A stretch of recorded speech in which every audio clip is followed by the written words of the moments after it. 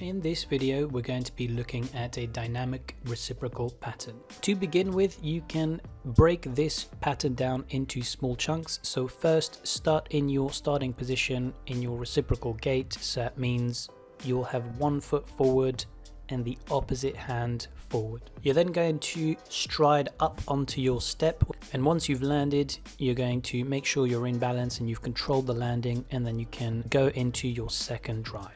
Segment it first, get used to hopping up onto the block on one foot, and once you're used to that, start trying to diminish the amount of time you spend on that first step. So as soon as you land, you're going to start to drive right back up and start to slowly input a little bit more drive, more force, and more power output as well.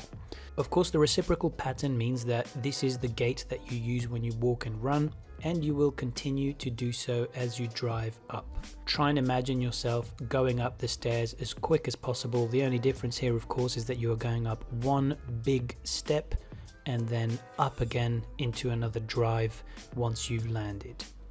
The dynamic and explosive nature of this movement means that you will be engaging your fast twitch muscle fibers and demanding that particular stimulus from them, and this will be very useful in the movement context for all sorts of different patterns and movements later on.